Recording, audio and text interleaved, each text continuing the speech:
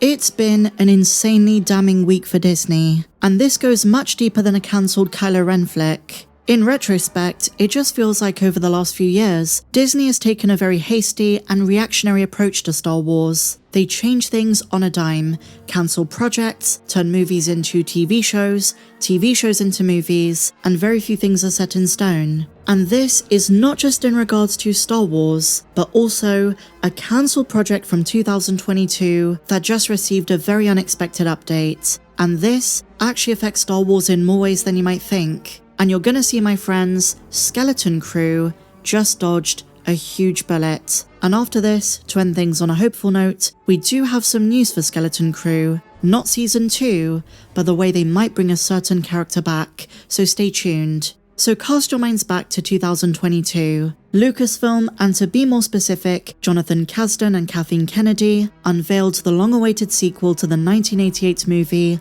Willow. Just like the original, this was going to be a Lucasfilm production, separate to Star Wars, but in the Lucasfilm family, similar to Indiana Jones. And the Willow fandom is very niche, but passionate. For decades, it was seen as a cult classic. So for them to make this a direct sequel, and for this to be a TV show for streaming and not a movie, and to have Warwick Davis back, certainly excited the small but passionate fandom. And judging by the response to the trailer at the time, there was a lot of hype, despite what some commentators have said since. So Disney hosted a small premiere event in London, and on November 30th, the season began. Some fans of the original didn't like the modern tone of it, while others, many of whom were new to the world of Willow, actually enjoyed it. But despite an 83% critic score on Rotten Tomatoes, a few months later in March of 2023, Disney made the shocking decision to remove the series from the streaming platform. And this has been a controversial decision ever since. Warwick Davis, the main actor who is also a Star Wars and Harry Potter veteran, was the most vocal about this. It was such a personal project for him.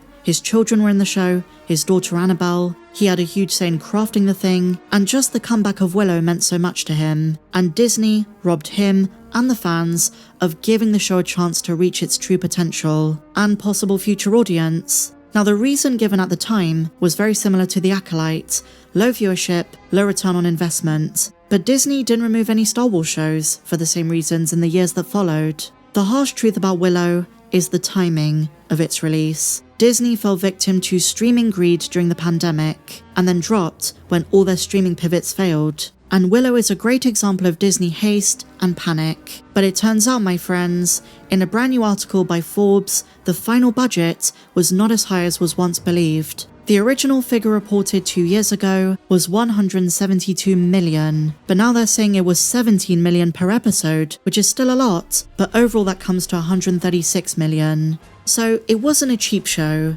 This article is making it sound as though Willow was affordable, but $17 million is even higher than Mando or Book of Boba Fett. However, it's exactly the same budget as Skeleton Crew. And this is where fans on social media are realizing we really dodged a bullet. Skeleton Crew was originally meant to release way before its final premiere date. As we learned from certain rumours and reports, Bespin Bulletin spoke about this, it did face a bunch of delays and a problematic production process. We did hear about some turmoil on set, and as a result, the show got pushed. Had Skeleton Crew released a year or even 2 years earlier, it might have faced a similar fate to Willow.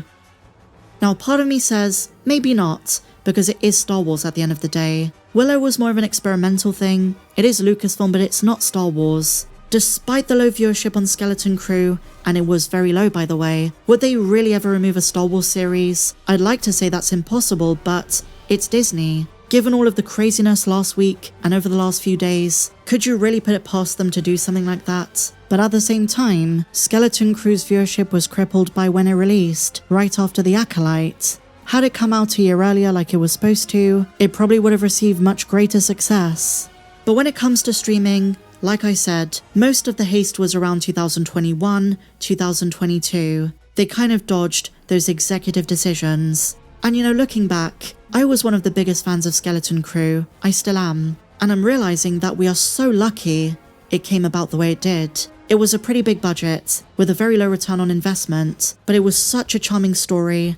Great directors, great showrunners John Watts and Chris Ford, and amazing likeable characters.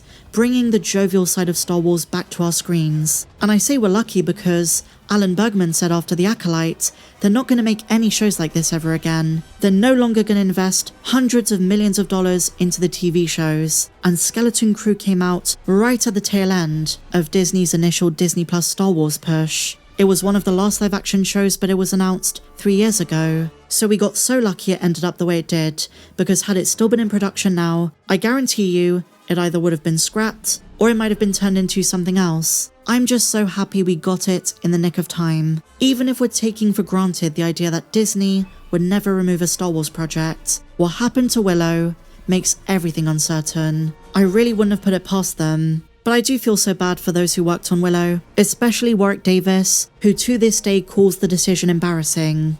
I guess all we can hope for at this point is just like Children of Blood and Bone, which was for some time going to be a Lucasfilm production. A third-party studio buys the rights for Willow, and another season is made. It wasn't perfect, I had my issues with it, but I think it was very harsh of Disney. They did forewarn and announce a purge of Disney Plus projects, but I don't think Willow should have been one of them. For the minute, Star Wars shows on Disney Plus are safe, but I reckon Skeleton Crew got there by the skin of its teeth. And speaking of the show, my friends, let's talk about some good news. So, a few months ago, there were rumours swirling round that the Skeleton Crew characters might appear again in Dave Filoni's Mandoverse movie. But now, according to some more wild rumours, the only Skeleton Crew character that Lucasfilm wants to bring back is Jude Law's Jordan Narwood, so not the kids. I think at some point they will return to those children, especially after the finale. I think characters like Whim and Fern have bright futures, either with the New Republic, if they do something like the New Republic Yuuzhan Vong War in canon. But the rumours are that the one character confirmed in upcoming Mandoverse projects is going to be Jod. I don't know if that means Ahsoka Season 2. I personally have heard there might be one character coming back for Ahsoka from that show, but Jude is still very much in talks for more Lucasfilm work. So Jod, whose future is uncertain and motives going forward are uncertain, might be back in something else. That is what we're hearing. We also know some of the creatives from the show are very keen to come back. Jake Schreier, who directed episode 5, recently said this: "I love Star Wars, and I don't want to minimize that part of it, but I just think getting to work with your friends, talking about Chris Ford and John Watts, and to watch them make a show that they put so much into, and to help them do it, that was what was fun for me. So I hope I get to do it again." Fingers crossed, I'd definitely be on board. So a couple of big stories today, my friends. Share your thoughts in the comments down below. If you enjoyed this one, please be sure to give me a big fat thumbs up. Subscribe if you're new, check me out on socials, and may the Force be with you, always.